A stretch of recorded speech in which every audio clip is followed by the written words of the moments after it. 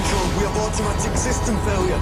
That's it, man. Game over, man. It's game over. What are we gonna do now? What are we gonna do?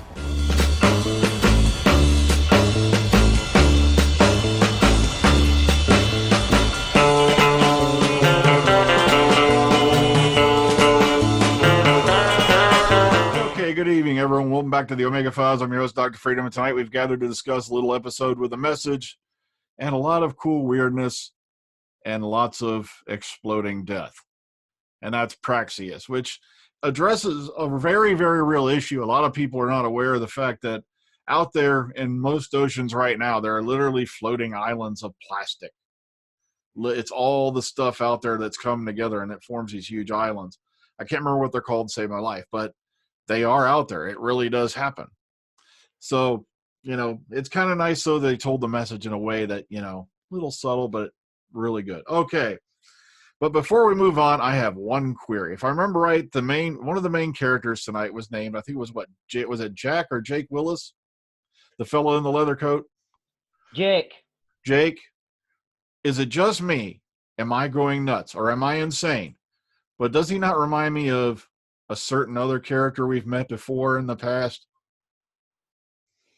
I don't know. It just, to me, it's like the way he just kicked indoors and all that. He reminded me a lot of Duggan. It just stuck in my head. Okay, but let's move forward. Okay, I want to hear your guys' views on this week. We're going to start from the top. Let's start with Connor Farley. I'm not sure what I think about this one, to be honest. I only managed to watch it once. I liked the idea of the alien virus.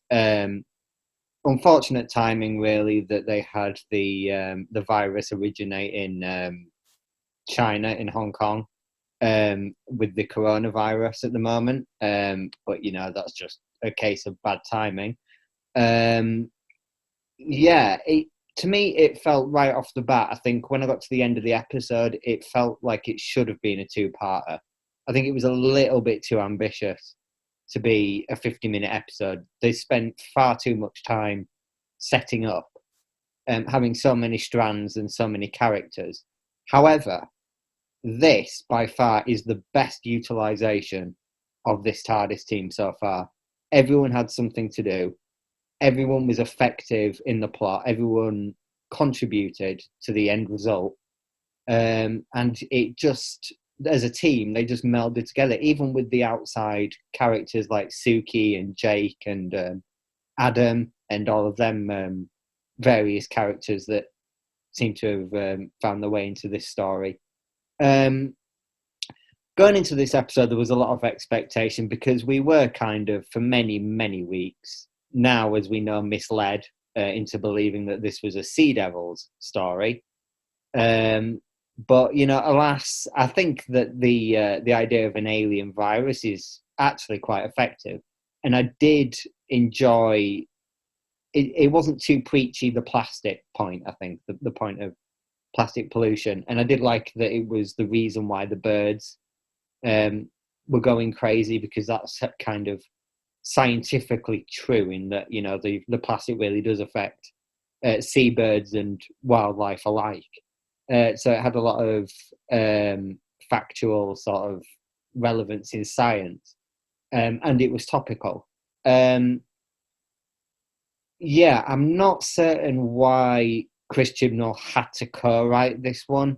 It felt very much like it was not arc-related, even though there was a little bit of the theme in there being sort of desolated, devastated planets, which we've seen with Earth in Orphan 55 and obviously Gallifrey, which is the main story arc. There was the idea of maybe if they couldn't fix the Praxeus problem, then, Earth would be completely devastated and wiped out. And then as soon as the episode ended, I heard a rumour. I was told a rumour on a Twitter chat, and I'm not saying that this is true, or I'm not trying to, sell this as being true. It's just an interesting discussion point that this actually was originally supposed to be a Sea Devil story.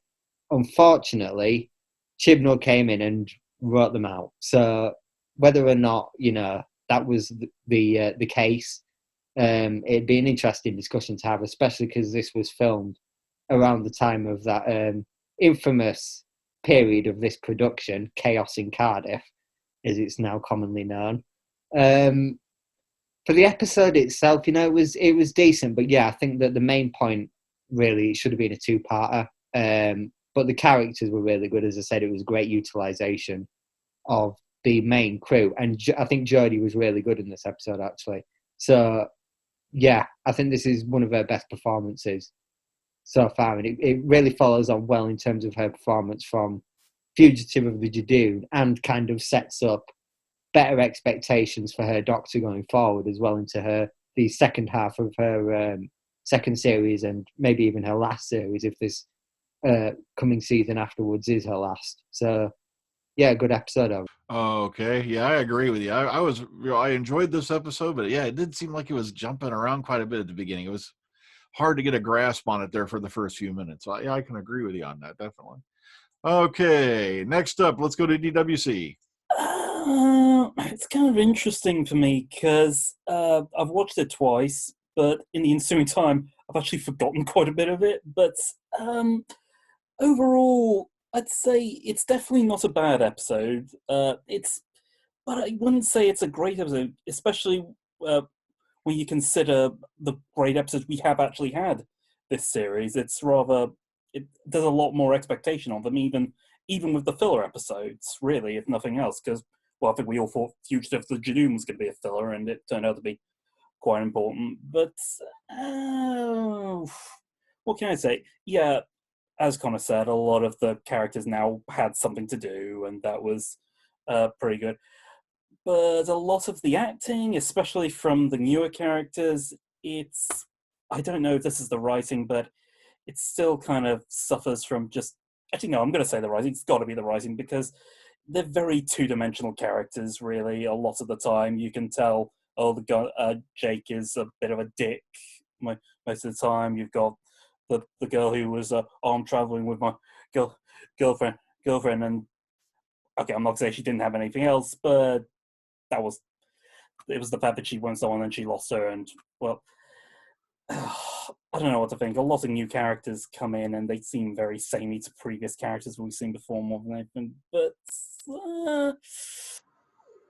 it was a good story nonetheless, and like I said, it's definitely got a good message to it. Special effects were kind of okay. Although, did anyone else notice how the other lab assistant, I think he was, who was meant to be watching the birds, and he got pecked out by the birds at the end? Did anyone else notice he was never brought up after that? No one seemed to care about him at any point. But no, nothing.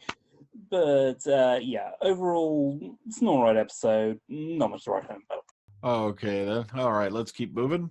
Let's head over to Paul. Hello. Yeah, I didn't really have many strong opinions about this one, but I've written, a list down. I think Warren Brown did a good performance, just as he does in Big Finish for unit box sets. Yeah, I agree with Connor when he said that the TARDIS team was used the best probably in this one. That's definitely true. I love the synth, atmospheric synth noises that were quite evident in this. By, if I'm pronouncing this wrong, someone will have to tell me. It's Sigun Akinola. Yeah, I'm loving his synthy noises. Nice intro by Jodie. That was quite a nice touch. And I like the line, with the understanding that was pretty alarming, don't be alarmed. I quite like that line. And I like the bit where the source of the energy is behind that door. Behind that door. That was quite a funny bit. I like the guns, them guns that the things had. That was quite smart. And I like the fact that Yaz wanted to stay and find out why Adam was taken there and what they did to him. What else have we got? But yeah, I like the mention of the Autons. Hopefully we might get them back sometime soon. Nice scene with Graham and Jake. That's nice. What John Pertwee used to call the moments of charm. The birds were quite scary. I like that they were a happy ending, more or less. And I like the three idiots roaming. That was quite funny. So yeah, enjoyable episode, really. Okay, let's keep on going. All right, next up, Philip Archer. Okay. Ooh, right. Okay. It was all right. It wasn't anything brilliant. Okay. I kind of think I don't think they should waste money to go here, there, and everywhere to do that sort of story. They could have done that in England. You don't need all that money. You don't need to go here. It doesn't add to it at all. It's just a waste of money. The story itself was colored by numbers for me. It's an okay kind of concept where you've got an alien virus that's infecting our seas and our plastic. That's fine. I did like the effects of when people are infected, they go into billion pieces. That was quite nice. I think the Doctor's kind of reckless with leaving Yaz to go on her own and go transport herself here, there, and everywhere. It's like, what if she got blasted on the other side of that place? That would have been on her. You killed one of your companions, and unless that's what they want to do. So I keep thinking if Yaz goes that way, keeps going that way, she ain't gonna last long. So she needs to stay at home and do some knitting or something. What else? The gay aspect thing, that's fine. You have to chuck that in sometime just to balance it out with all the other female stuff going on. Apart from that, I haven't got much to say about it. It wasn't really something to really crow about, or shall we say, wild bird about. There you go. Okay, yeah, crow about. That's a good one. Okay, AJ. All right, hi there. For me, actually, I really liked this episode. It felt like a season 1 story with Eccleston. A little bit more not dark or deep, but a little bit lighthearted in ways sometimes too. The alien creatures, I thought that, well, I guess we can call that humanoid creatures, were pretty cool, especially when they were infected. I'm just amazed that no one else was infected when they exploded, in proximity, because that'd have to be another way of infecting more people around you to spread the pathogen that way. So I don't know if anyone got infected that way. Graham, brilliant. Everyone got something to do, which was good. Jodie was less annoying this week for me. I don't care what anyone says in the comments. She is a little bit annoying. And just, it was well written, well rounded, and a good story with a slight, message about the environment. So, that it's not shoved down your throat like Orphan 55 was, where the Doctor is preaching, you got to save your planet or this is the future for you. So there's more to mention about this story later on, but I'll leave it for now. I don't want to ramble on. Okay, Graham. Yeah, for me, a lot of what I liked about this has already been covered. Yep, your TARDIS team having something to do, which was fantastic. I thought Warren Brown was really good in this. The only downside was his character seemed to have some type of layers and backstory that we didn't have time to cover, albeit it was, he's falling out with his significant other half. The crows, or a la the Hitchcock effect, as I call it. It's just a shame we didn't have Waddle Gummidge on the beach here to give him a hand, but c'est la vie. And the supposed environmental message, not really a big issue for me. There was a wee line spouted out when Ryan was dissecting the crow, and I thought, oh God, here we go. But fortunately, they were able to rein it back in, pull it back, and they used it as a subplot to basically demonstrate the plastic is the thing that contracts the virus into humans, which is fine. So they saved themselves there for me. Good stuff, and the message was done really, really subtly.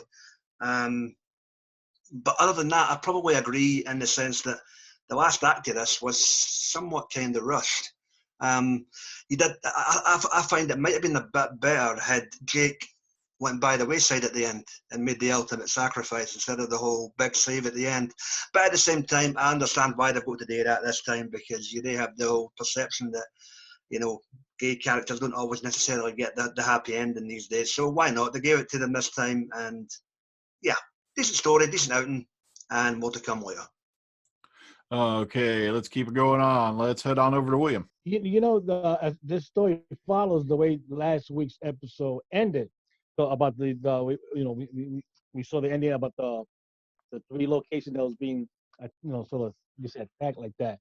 But what it was, it didn't follow up from last week by either showing or mentioning about the other female doctor at all. So I thought maybe because Chris Chibnall partially wrote this story, I thought maybe he was going to write that in, but he wrote nothing in. I mean, yeah, all the companions did it. Yeah, like everybody was saying, they did their part very well, and it was pretty good. Let's see if it keeps it up for the next couple of weeks. I understand, but before we started recording, what Lady Neal was saying about the birds, effects wasn't very wisely used. Oh well, considering a lot of us sort of thought that this episode was gonna bring in not one, not two, but three villains from the past, and that didn't happen. So that, don't complain. I don't. My opinion, I think that we're not going to see them because probably either for money reasons or they just don't want to use them. Well, some of us who watch all the way to the end, I'm looking forward to see next week because I look like one of those a horror episode like that. I get most of other things that happen to the episode. Okay, let's keep on moving. Let's go to Elijah. I agreed a lot with what everyone else has said before. A couple of different things to add. My take, I wasn't sure about having 3 different areas and having the companions spread out because I've only seen the episode once, but I'll probably go back a second time just to see how evenly they all contributed. Because though it was kind of rushed, I'm not quite sure how much they all contributed. During the end, Jodie kind of rambled on a little bit, which I guess is kind of okay because she had a lot to explain. But why could the doctor save that guy in the ship, but not Adric? That's what I'm wondering. And Or I guess Lucy. True. And then I'm just kind of wondering what parts did Chibnall actually write in this episode? And yeah, that's all I have for now. Well, the console was damaged and they're shocked. That's the only thing I explain. At least that's the story they're sticking to. That's their story, and they're sticking to it. Okay, let's go to Josh. I liked this episode. It was a little bit fast paced, and it was like things we have seen before, like with the whole going 3 different places thing and all that stuff. But overall, I liked the episode, and I thought it was really like it illustrated the whole virus thing pretty well and the threat and all that stuff. But there was just a lot of like characters, and I can't remember who said it. But I feel like this would have been a little better if it was a 2-parter, because there were like so many characters and so many threads that they really didn't have enough time to really flesh all that out. But what we got was pretty good, and the cinematography I really noticed in this episode, and I thought it was good. But there were a lot of like weird contradictions in this episode when it came to the companions, like when Yaz was talking to the guy, I don't remember the name, the guy who was the police officer, and Yaz was like, I don't go around announcing that I'm police. But in the previous episode, she said, I'm a police officer. I was like, what do you mean you don't go around announcing? You did that last week? Like, what? It was kind of weird. There was like a lot of that, like the whole Graham not knowing what a pathogen was made no sense either. But that's probably just me nitpicking. But overall, it was pretty good. Alrighty. Okay, let's keep going. Let's go to Beefhead. Praxeus. It was a 50-minute program on BBC One on Sunday with a diverse group of characters and events happened. And that's how I sort of felt about it, to be honest with you. It was there. And I sort of came away feeling a bit indifferent for it. I don't necessarily disagree with everyone that's here. And I'm not necessarily always the voice of negativity, contrary to what people may think. But I do agree with the point that Connor made it. So I don't quite see where Chris Chibnall's involvement would this be, because there wasn't any arc development. Graham makes a very valid point. The backstory of your secondary characters who you're supposed to care about wasn't really explored, and it was pretty clunky, to be honest with you. It took a long time for stuff to get happening, and for about the first, when it got to about 35 minutes in, I started, if I'm a bit honest, I had to stop it and see how far along I was, because I was getting a bit bored and thinking, what's going to happen? And then in the middle, there was a big techno dump from the Doctor, and it all went really, really quick, trying to explain all the detail to it. And if you miss some of it or don't get it, it doesn't really make sense, because I don't think it was developed well enough, and it would have probably been better served to have been a two-part story. Like Josh was just saying as well, and Graham was saying, the contradiction at the end of how they could save him at the end, that the trope of the autopilot doesn't work, so I'm going to do the self-sacrificing act, is a bit of a cliche by this point. And how she can all of a sudden materialize the TARDIS around it when you didn't have that at the end of Orphan 55 and she sort of left it, it sort of contradicts itself and doesn't really ring true. The actors themselves, they were fair, to be honest with you. Jodie, I think, was a bit smithy tonight, but I don't think there was anything bad with it. Yaz, after the Nikola Tesla's Night of Terror, transporting to another ship on her own without backup, that seemed a bit odd considering what happened the last time, and would just decide to do that not knowing the consequence on her own. And it seems a bit out of character for the Doctor to just let her go off and do that. And also I feel the other members of the crew, what's the point in them having all the masks and everything like that? It cheapened it, to be honest with you, because you've got another toothy faced looking character close to Tim Shaw, to be honest with you. So it just felt like a bit of a mashup that I felt a bit indifferent about it. And like the guys have said as well, it's another Earthbound story when we're in lots of different places with lots of location place cards, which seems to be a running theme throughout Chris Chibnall's tenure, to be honest with you. We had it in Resolution, we had it at the start of the season. There's been a few episodes where basically it's just a place and space. The environmental message was okay. I was worried it was going to get a bit heavy-handed, but it didn't. To be honest with you, I think it would have been well served to have not actually had the heavy speech that you had at the end of Orphan 55. And then you could have called back to it in this episode and say, look, this is another thing, that you could result in what you saw. So then you could have that and still play it together.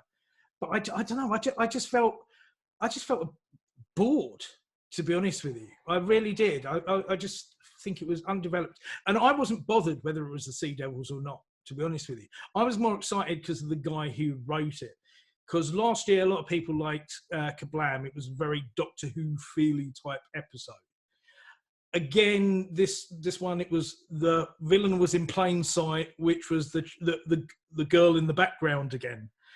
And the deaths of the secondary characters seemed a little bit insignificant. The vlogger, I forget their names because that's how much I cared about them, is the vlogger girl, her mate. There was no thinking of, I'll contact her family. No, she just vanished. So, don't worry, I'm going to start up another YouTube channel with these two, and we're just backpack around YMCAs around the world. I just feel a bit indifferent. And I feel a bit bored, to be honest with you. I don't think it's a come down from last week because I was so hyped up. It just seemed to be meh. Backpacking to the YMCA, that's so cool. I know that's one thing that I don't like about this shortened format. If they had stretched this out, I agree with everybody. If they had made this a two-parter, I think this would have been a really interesting episode, because just so much jump cutting at the front, and I just began to lose interest because I couldn't get a grasp on it. It's 1 second you're getting into the scene, you're somewhere else. It's like, what the hell? It's like, okay, but let's hear Lady Neo's take on it before I go crazy. Okay. I am sorry, Beef, but I absolutely love this episode, and I'll tell you why. At first, I didn't even know it was an episode of Doctor Who. I thought I was watching one of those, one of those nice movies. It's like, is this a movie? Because I heard Jodie in the beginning of it, Earth, and she was going on about 7 billion people, and I said, "Ooh, is this some kind of Doctor Who movie that we didn't know about?" And then before I know it, it was cutting left and right, and I said, "Ooh, now this is starting to get interesting." So I just said, "Okay, let me keep going." The more it kept going, it kept cutting left and right, but I kept getting more and more interested. It kept pulling me in like the rope, like Jodie wrapped the rope around me and was pulling me. So I said, all right, let me keep doing it. Then it had that, like I said, the great intro of the companions. How was it? That girl, I'm going to say she had nice looking hair. Poof, like that, poof, poof hair. And she showed up. And then Ryan was there. And then I think you guys said that his name was a D.I. Jack. He was a detective inspector. Midsummer Murders, people. Anyways, that part with Graham and Yasmin showing up on that part was good. Yes, the Hong Kong bit and what we're dealing with now, I literally just took that out of the equation and said, I'm going to enjoy this movie. Or, sorry, episode, not movie. Let's see, what else? Yes, the environmental message. It was very subtle. It was trailed along in there, but very subtle. And the Orphan 55, while preachy, this one was light, and it worked. This is how you do it. This is how you do an environmental thing, people. You do it this way. Simple. There was a bad CGI moment. Remember that part on the beach with Graham and Jack? That was horrible looking. It was so bad. I just said, oh, cringe moment. But once we got past that part, it worked. The rest of the episode worked. This felt like a movie, not like a episode. If this was a filler, OMG, this filler was awesome. Okay, let's keep moving. Okay, last but certainly not least, let's go to Texas Tim.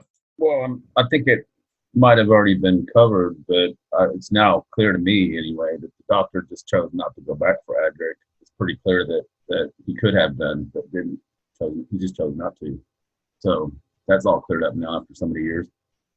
This was good. I disagree with everybody that thinks it should be 2 parts because I think it works fine as 1 part. I think the fast pace helps it. I think because you just boom, it goes, and everybody's doing something. So that's all good. There were probably 1 or 2 too many extra characters that they added in, red shirts, but I mean they ended up not killing them. So I mean I guess it had a happy ending that the 3 people survived, got to go off and do their thing. Well, that doesn't usually happen in this show, so that's a good thing. And the environmental message, yeah, it's a bit too on the nose. They should have made it more about, hey, China, it's your problem. In India, you guys go clean that shit up because you're the ones that put it out there. It has nothing to do with the United States or the UK, former UK, sorry. But otherwise, I thought it was an enjoyable enough romp. I didn't really have too many problems with it. It was the message was a little more subtle. At least she wasn't shouting at everybody like a shrieking Harridan. So I mean, that's good this week. But yeah, I think it was like last week. It was very fast paced. I think they should keep them going that way. I mean, you could have had a couple of scenes with them standing around talking to the ex-cop, talking about blah blah blah. But the truth is, just the fact that he went to Hong Kong in about a minute was fine. I mean, they kept the story moving. You don't really need all that exposition. Oh, okay. All right. Am I going crazy or just seemed to me like they didn't use the Sonic a whole lot in this episode? At first when I watch this, I'm like, my ears are ringing as I get towards the end, and I'm like, why? And it's like, it's not that I'm hearing something. I'm not hearing something for a change. But, yeah, I don't think they used it once, did they, tonight? Yeah, that's what I was thinking. I'm like, yeah, they didn't really use the Sonic much. No, she used it. She found out that he wasn't how sick he was whenever she used it on him, on the astronaut. So yeah, I just had to mention that, because one of the things everybody's like, they're using the Sonic too much. And I'm like, this one, that's like one thing I noticed. They barely used it at all. I was like, that's definitely, an interesting thing there. It kind of helped things move along a bit when you weren't relying on it, to tell the story for you. Okay, hands have already gone up. Oh, let's start with Josh. Basically, I can't remember who said it, but as far as Jodie's doctor, like letting Jazz go off alone to get whatever that was, that alien tech or whatever it was, I'm hoping that that's because, like, I'm hoping that that's because she's disheveled and not thinking correctly because of like the events that happened last episode. Because otherwise it just wouldn't make any sense. Because she seemed like she was very like brain scrambled throughout the whole entire episode. Like she was just thinking so fast, and I haven't seen that from her doctor yet. Maybe I'm forgetting or something. And then I just thought of this too.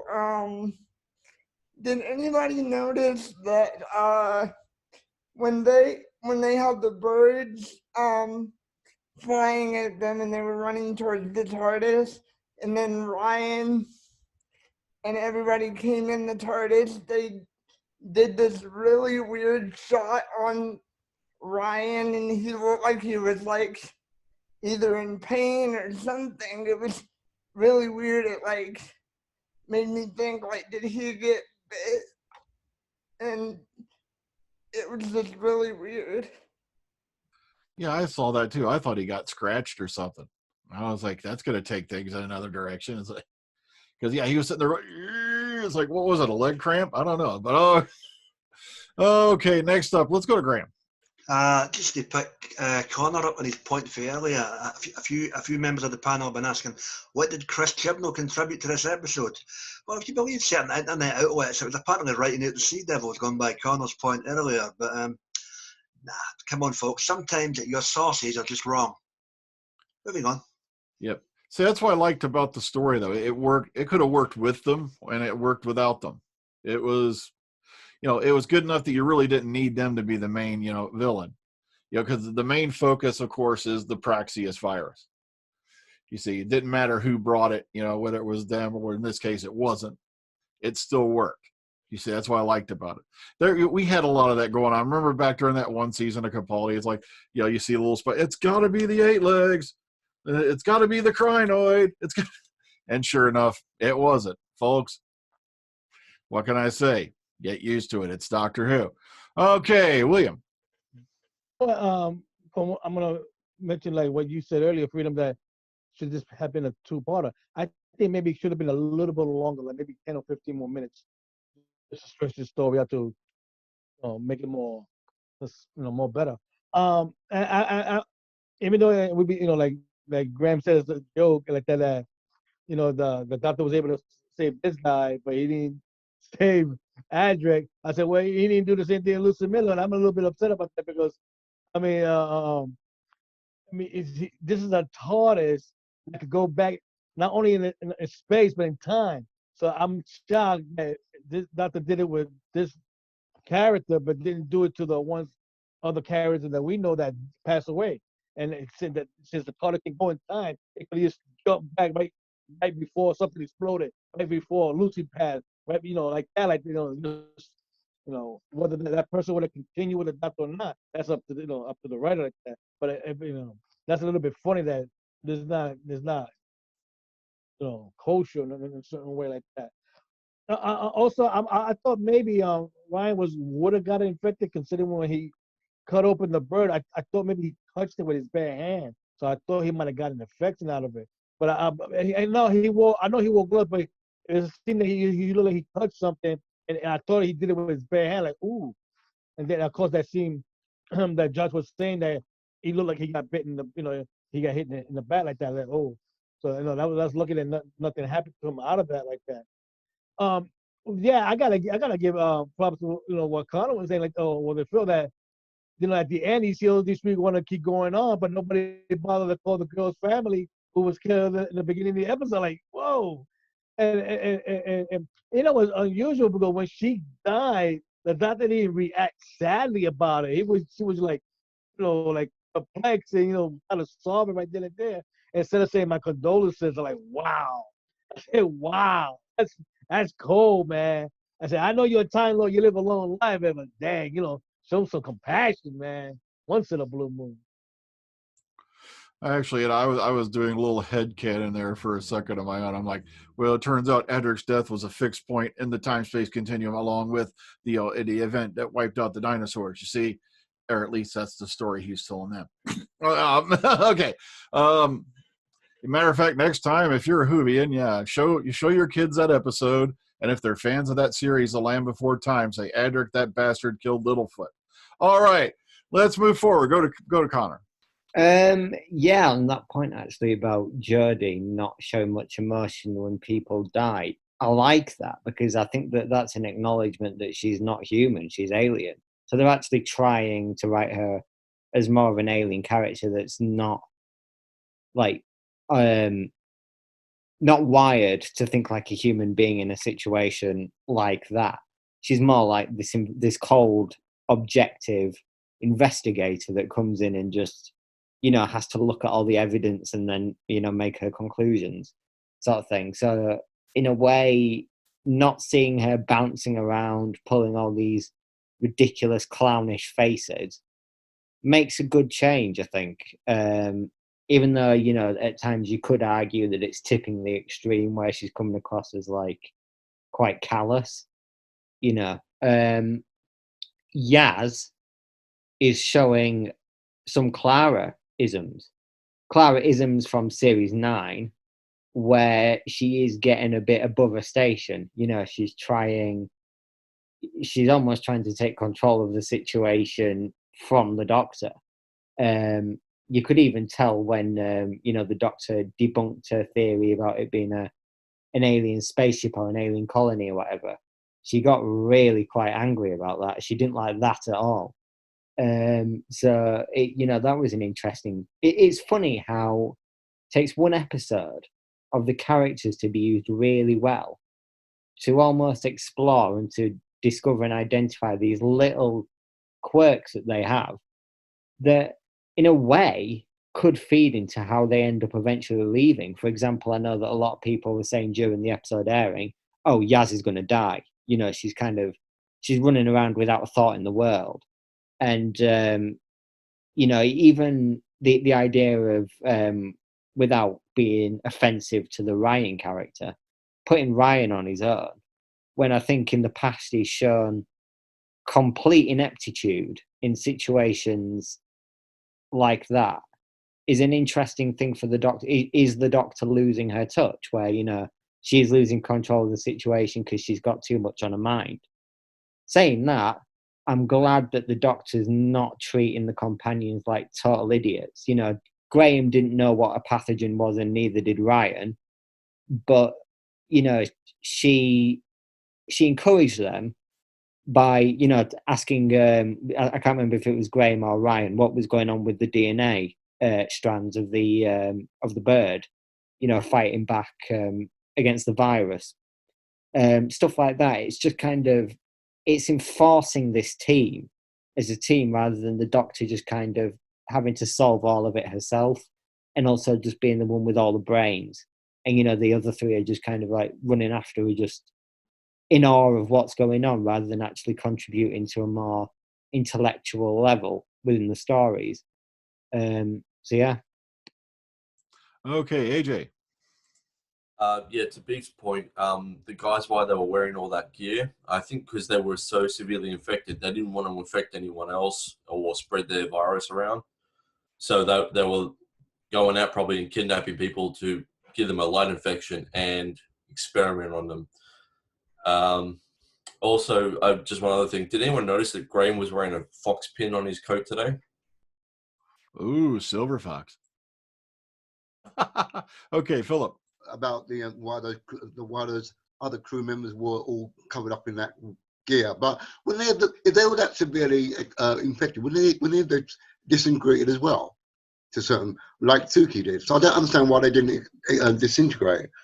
The other thing I want to say, I understand you've got to give people something to do in the episode, but for the Doctor to have Graham and Ryan to do all that scientific stuff, She could have done that at the top of her head. And it's like, you don't need them to do that work. You can do it yourself. But I can see why she done it, though, just to give them something to do.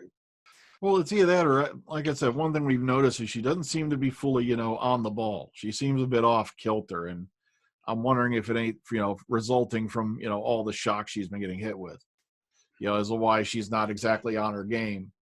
Yeah. But, lots of weird shit going on. I can't handle it anymore. Okay. DWC. Yeah, just one thing I wanted to point out, that weirdly they kind of predicted something or rather predicted something that I got wrong. And it says that when we heard that the episode was going to involve plastics, automatically I immediately thought, Autons. Of course, that didn't happen, but the episode obviously knew you were going to think Autons, so that's why they put it in. Also, people have been talking about how about Yaz going off on her own against what the Doctor was saying, and people say, why did she do that? I'm not so much curious about that, as much as I'm curious, why on earth was the Doctor so happy to let Yaz go with this complete stranger? I mean, that's what I was thinking. This person we'd never seen before, and now suddenly, I'm going off with Yaz. What was that about? Yeah, you extras wander off and go get, in trouble somehow, and then... Well, she weren't happy, was she? She told her not to do it. It's too dangerous, but she wouldn't listen, would she? Yep. Okay, Neo. The thing I liked about now, first of all, those guys, like I said before, I didn't know that they were a thing. Honestly, I thought they were brothers, so he was worried about him when he was sitting in the bar and everything. But then when they came to that, when they transported in the TARDIS to, was that Madagascar? The ocean and everything. Now, to honestly tell you the truth, I actually was hearing the Death in Paradise theme song playing in my head, and when I saw Suki and I saw the guy on the beach and he was, got that slur, that language, I said, oh my goodness, did they just go on Death in Paradise? Doctor Who crossover. I just had a moment there. But when I heard that they were a couple, I was like, oh, wow, that's a nice way to do it. Instead of making it all broad outward saying, hey, here we are. No, they integrated it in and it worked perfectly. I'm sorry. I really love this episode. I want to go watch it again.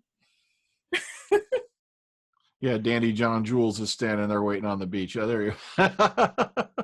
Okay, Texas Tim. Everybody seems to be curious about what exactly Chibnall wrote in this episode, since they didn't bring forth any of the revelations of last week. But I think it might just be some of those scenes like that's been talked about, Yaz running off on her own. They did make a big deal of pointing it out. Maybe he wrote some of those scenes about character development for the regulars, or rewrote them from the original script by the original writer.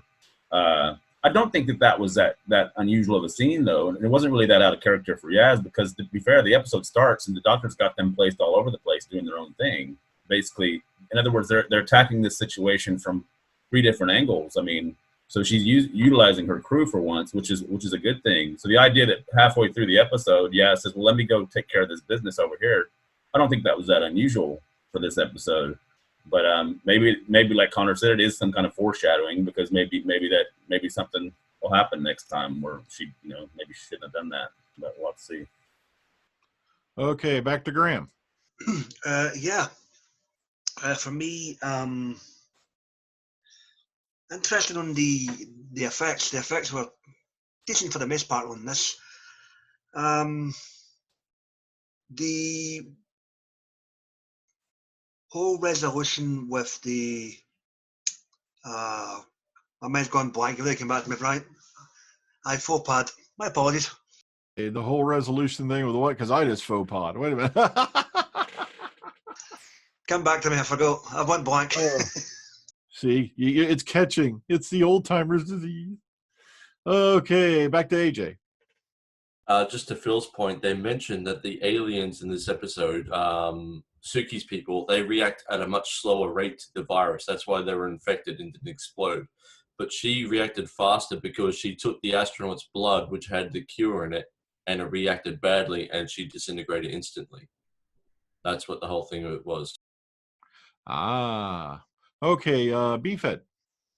But then again, as she was a research scientist and working on a cure, surely she would have thought of something like that. That it wouldn't necessarily work with her racial, her space alien breed, whichever that may be.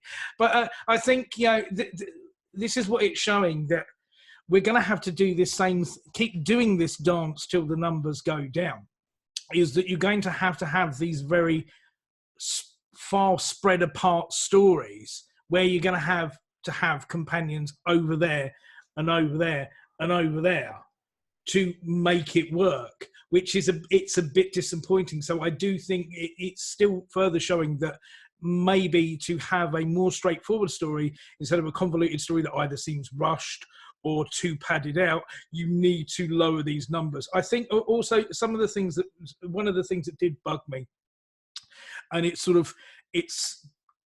highlighted with this one a little bit, is that the companions in tone I'm finding are a bit up and down, to be honest with you, because the start of the previous episode, they've got the Doctor sat down and they're quizzing her and saying, well, where'd you go? Why are you like this? And everything like that. And now it's all happy, smiley, clappy, to be honest with you, and all that's forgotten about. I want there to be this building of mistrust or not sure where the Doctor is with it, to be honest with you.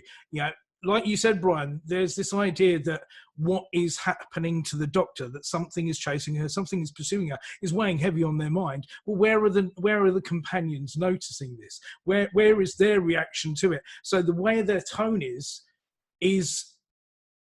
the shift between episodes of the Doctor, the relationship of the companions to the Doctor, isn't really falling into a pattern, to be honest with you. It doesn't seem consistent. So that's where it seems like a bit of a disconnect for me too.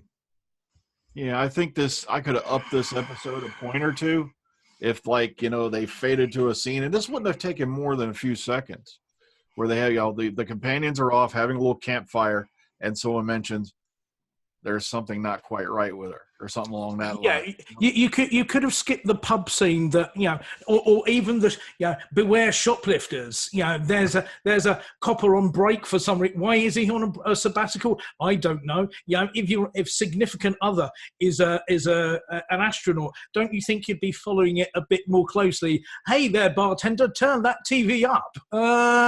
It's sort of too much other bits and not necessarily enough of the right bits, I think, to put you in the right frame for the story.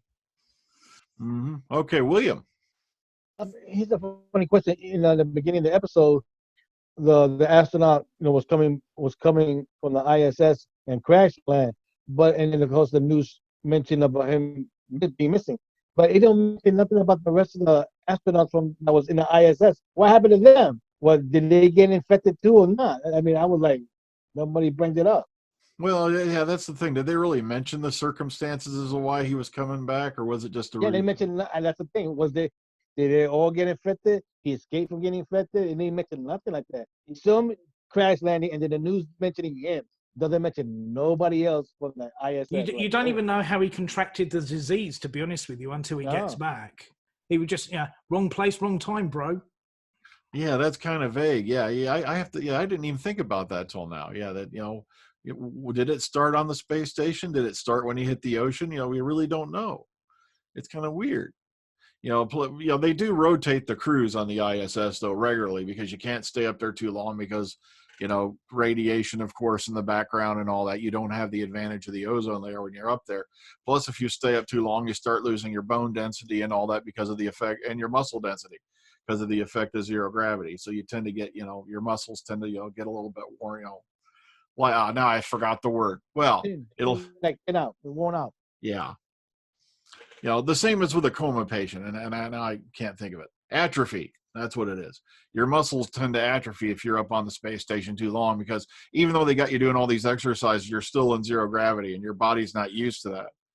So that's why they rotate the crew. So it could have been a simple matter of a crew rotation, but the thing is, we'll never know. It would have been nice. Maybe I'll have to go back and definitely watch this one again, but I don't remember mentioning it at all. Okay, back to Neo. I just thought of something. You know how what was that Capaldi one? what was that Capaldi one with them when the something in your eye? Remember that one? I Sleep was No More. No thinking, more. I was thinking, what if it was something like that? Like there's like a movie going on, and then the doctor's just like there to help out. You know what I mean? Like it's a movie. Like, oh my goodness, all this stuff is happening. What's going on? And then like, boom, here's the doctor coming in. You know, to me, this feels like because I am a fanfic writer. This feels like a really good fanfic. Like this has nothing to do with anything. It might later on, but it really feels like that. Like somebody said, "Hey, look, here are my characters. I want to make a Doctor Who fanfic, and this is how we're going to do it." You know, or play or act, or I forget, what that means with other stuff. Okay, back to Josh. Sorry. Going back to what Beef said about like the contradictions and the pointless plot points and all that stuff. That's what kind of worries me about Chibnall, because like if he wants to do all this like altering stuff with Doctor Who and like change all this stuff, if he thinks that he can do it in one like episode, like the season finale, there's so much going on that there's no way that you're gonna have a good pull off for that. And it was like he could have, like you were saying, Brian, he could have just had a couple lines, about something related to the arc, because there's so much going on that if he's planning on just doing one big huge episode and try to resolve the arc, it's just not going to work. And that's what kind of worries me. Like I expected him to, you know, at least say something about the Ruth, or how the doctor's acting, something. And it just kind of worries me that I'm gonna be disappointed with the resolution of the arc. It's just gonna be not good because of how Chris Chibnall writes. He tries to do these big stories and they don't pay off, so it just kind of worries me. Well, I don't think you're going to see a conclusion to the Ruth story anytime soon. I was talking with a friend of mine about that the other day. He said you have to remember, he knows he's in charge of the show next year. As far as we know, Whittaker's definitely said she's back next year. Now, as far as any of the others are concerned, I'm not going to go into that here. But the thing is, it could be we're doing a multi-year arc, because if we remember right, the Timeless Child was first mentioned all the way back in the Ghost Monument, which is the second episode of last year. Well, the previous series, which was the year before last. So it could be it's not all going to be fixed by the end of this season. They may lay more groundwork for it. There's someone who's saying they're going to talk more about the quote-unquote big lie the Master was talking about, hopefully by the end of the season. And yeah, but you are right. You do need, if you're going to do a big, huge arc, you got to put something about it every now and then to remind people it's there. Otherwise, you keep throwing out just filler episodes with nothing that ties it in, then bam. Because even when we had Missy, first appearing all the way back then, you had those little clips of her every now and then popping up to remind you, okay, we've got this character here. Who is it? What are they up to? To remind you that something's going to happen, But so, yeah, if you're going to have filler episodes, that's why I was hoping when he had his name in the credit, at least we're going to get something about one of the big arcs or the other. But of course, I'm just left wondering, what did he write? But that's just me.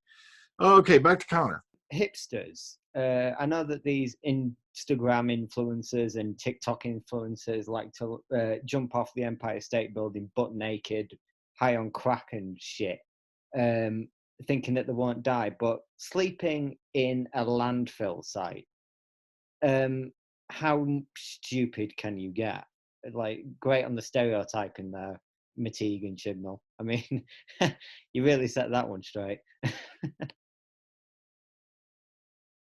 Because that reminds me, for a while here in Ohio, we had medical waste washing up on the beaches in a few places along. I think it was, I can't remember if it was the Cuyahoga River and I think the lake as well. That's like walking along the beach and you look down, there's a bunch of used syringes, stuff marked experimental, biohazard symbols on those bags that are torn open. Let's pitch camp.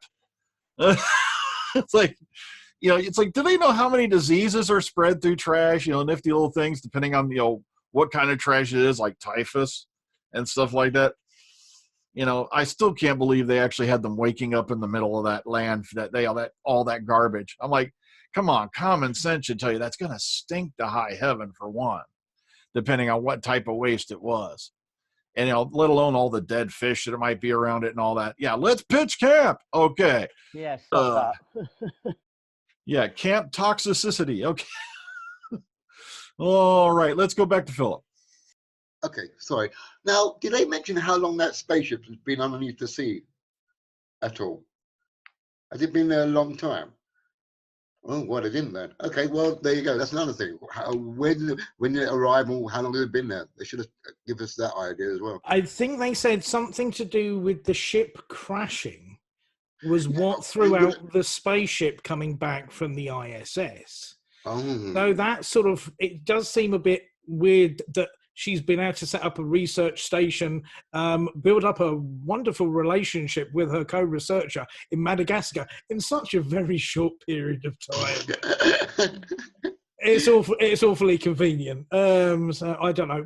I suppose we don't know how long we only know that the spaceship's been missing a very short amount of time as well, because that's only just broken on the news when he's in the pub. So yeah. No, I meant her spaceship, Suki's spaceship, because she's from another planet. Well, that's it. The idea that her crash was what threw out the ship coming back from the ISS. So it's okay. What was the man on the beach that disintegrated? Was he from her ship? Because he said he was from a submarine. He's from the submarine. Yeah, the guy on the beach. Yeah, the guy on the beach was from the submarine. Yeah. That hit all the plastic floating around in a gyre in the ocean. Yeah, the guy on the beach with the now infamous picture floating around the internet. Yeah, that's what you call an able seaman. Okay, what'd you have to say, Connor? You're the last one with your hand up anyway. So, I mean Graham. Sorry, I'm flipping. Yeah, I know. So am I. I just recalled what I was meant to say last time. It was sparing a thought for the red shirts of this episode. You also had you obviously had Rum Joe, the research assistant in Madagascar, and then you had obviously frilly-haired girl's travelling buddy who was somewhat promoted a hell of a lot in the lead up to this episode. She was a Brazilian actress, is that right? She got a bit of hype in the build up to this thing, only to be spontaneously combusted in the first 5 minutes. I think Stephen Fry lasted longer than that, but c'est la vie, as long as she enjoyed a couple of days on set. Well, Stephen Fry had to last longer. He's a British institution, goddammit. So he got an extra minute. Okay, AJ. I'm quite surprised. This is the first episode where the Doctor actually explains to the companions that the TARDIS is bigger on the inside, basically saying, you know, that's how it is. Also, Suki's people either are really massively long-lived or have amazing technology, because she mentions they crossed 3 galaxies to get to Earth. A galaxy is about 100,000 light years across, plus the space between galaxies. Well over 300,000 years travel time. Well, it depends on what type of travel they use. Did they use hyperspace? Did they use what you call it, dimensional? Who knows? You see, that's another thing. The alien race in this episode, they didn't even get a name, let alone really, you know, any form of backstory at all, which was kind of weird. Weren't their spaceship fueled by organic matter? I don't remember. Yes, it was. The fuel cells used organic matter. That's how they spread the cure using the fuel cells. Oh God. Okay. Yeah. Yeah. Weird organic alien ships from somewhere beyond the Milky Way. Okay, DWC. Just one more thing I wanted to point out. That bit where they were prepping the ship to spread the antidote and everything. I wonder if they all know really well how to do their roles and how to prep the ship. It's just something that really got to me. I know Jodie said, well done, my apprentice engineers, but still, they all seem to know what to do really too well. Contact. Yep. Yeah, maybe they use the psychic ability again. You know. It was YouTube. They learned off of that. That's what it was. There we go. Yeah, everyone watch the YouTube video. All right, type in how to fly unknown alien spacecraft. There's a video. Okay, Connor. I know convenient storytelling exists, but did anyone notice that as soon as the doctor pointed out the infections on both Adam and Suki, the infection seemed to speed up? Because by the time she held the doctor at gunpoint, it basically consumed her. And before that, it looked like it was just a scratch. And then obviously with Adam, we couldn't see it for the spacesuit, but it seemed to then speed up even more and consume him within a very, well, obviously he didn't die, did he? But it seemed to really speed up to the point where it was noticeable at least. So I just, stuff like that where it's written, where as soon as something's pointed out, everything just kind of like speeds up to make it more noticeable. That just makes me laugh, to be honest. Quite easily. What they think about that when writing it though? Well, remember they had unplugged him at that point from all that stuff. So the only thing I can figure is whatever it was they were pumping into him through the suit was somehow inhibiting it, and once it was gone, then it took off. But yeah, it doesn't really explain the whole Suki thing. It's like, 1 second she's fine, then next she's blowing up. It's like, But they explained that in the episode. They said her physiology was different from humans. Despite Adam being the cure, it still sped up in her and blew her up.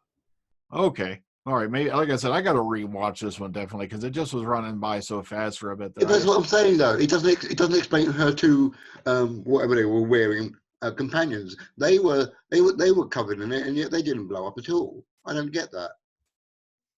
Yeah, they didn't really explain how this thing was transmitted. We know it was in plastics and all that, but was it airborne? Was it touch? Was it fluid? What was it? Kind of weird. Okay, back to you, Josh.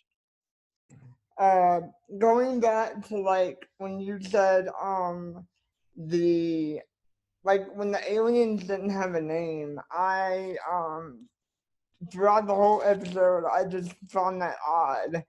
And I thought that they would be somehow Gallifreyan and she wouldn't be able to figure it out. And it kind of disappointed me because I've never seen, I don't know if I'm just not remembering episodes where they had aliens that they just didn't give a name, but I can't think of one other than this where they didn't give the alien race a name or whatever. So I really thought it was again something to do with the story arc, and I was kind of disappointed, but I probably am going to be disappointed really until they resolve the story arc, because I'm just that kind of person. So yeah. Okay, back to Connor. I don't know if this is nitpicking or not, but the fact that the submarine breached the alien colony, whatever you want to call it, why wasn't that place flooding? Because it was right down in the middle of the ocean. It was thousands of feet down. It should have flooded. Surely. Like that, I don't, that's probably nitpicking, but that just doesn't make sense to me either. Okay, back to DWC. I think they did actually say that this thing was that the Praxeus was a bacterial pathogen or something along those lines, and bacteria, as far as I know, that it actually I think bacteria are usually illnesses from bacteria is usually just something from ingestion or something like that. But I think it was meant to be implied that it was purely the crows scratching you, but does it? Okay, yeah. This one, like I said, one of these days I just got to sit down and rewatch it because it just seems to me like it ran by kind of fast. There was lots of little details here and there I may have missed, but I don't know. It's just, well, we're at that time again. We got to rate this thing and put it to bed. So, okay. Now, AJ, what do you want to say real quick before we go to ratings? Sorry, about the bacterial infection thing. You can get bacterial infections from anything. There is a type of bacterial infection. If a dolphin bites you or certain meat butchers and workers, it gets into your bloodstream. My mum actually died from that type of that bacteria. So I was just trying to imply I don't think it was airborne. That was it. Yeah, say that's the thing that they didn't really. Was it by touch? Was it airborne? Was it fluid transfer? Or what was it? Oh, we'll find out one of these days. Like I said, I just want to sit down and rewatch this before I go crazy on it, though. All right, let's get to the rating time. All right, let's start at the bottom. Let's start with Texas Tim. Out of 10, how do you rate Praxeus? I enjoyed it quite a bit watching it because I thought it was pretty fast paced and fun. But as everybody's pointed out, there seem to be quite a few plot holes, and it probably needs another watch before I give it a higher grade than 7.5. Okay, Lady Neo. Well, I'm giving this a 10. I keep calling it a movie. That's what it feels like to me. I can't wait to look at it again. All right, Beefhead. Like you guys have said, if you don't understand how it spreads, you do lose a bit of how the threat is worldwide. And like you say, there's a big techno dump in the middle that if you seem to miss a little bit, you're struggling to catch up with the rest of it, and then throws it out.